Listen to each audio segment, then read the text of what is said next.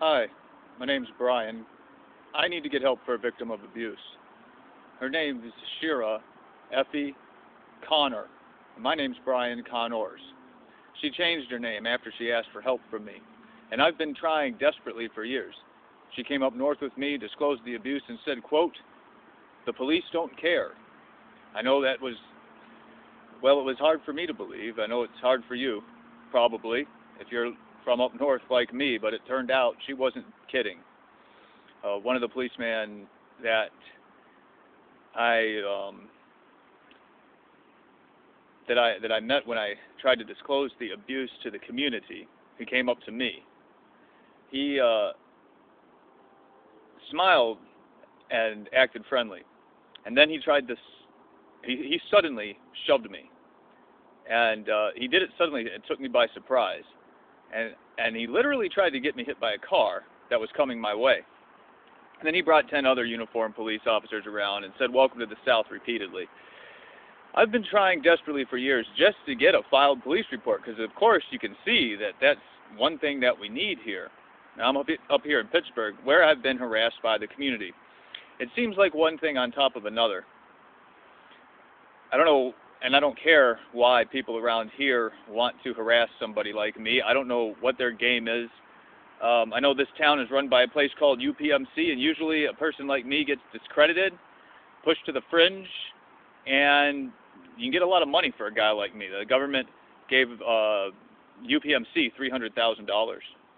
$300,000 for incarcerating me wrongly imprisoning me after I was harassed, intentionally provoked, and discredited all at the same time, so that money could be made out of me.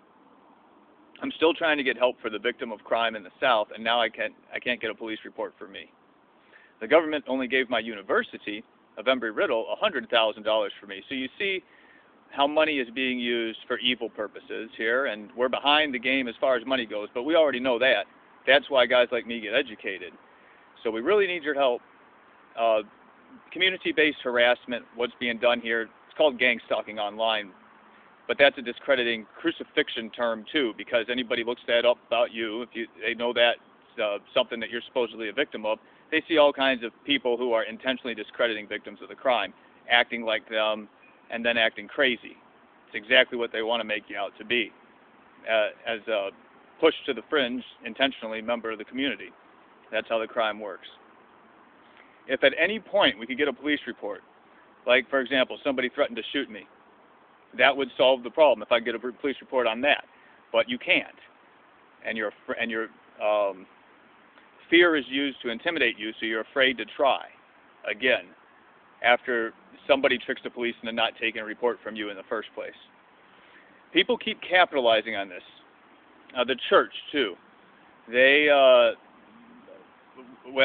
Somebody somehow used, when I went to turn to my family, because you know they're people you can turn to when people discredit you and you're trying to get help for somebody. But my cousin came on to me in the church, and then they started a funeral on me. That destroyed the heartstrings of my family, so we can't communicate in that way.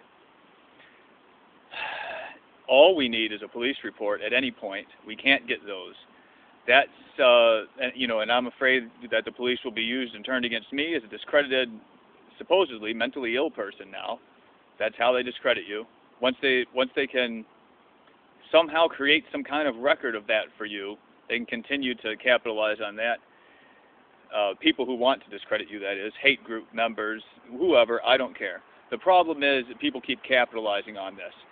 And all I need from you is a police report for this victim of crime who came up north, and it would have come up north with anybody like me, to confide in the crime with me. That's what I need from you.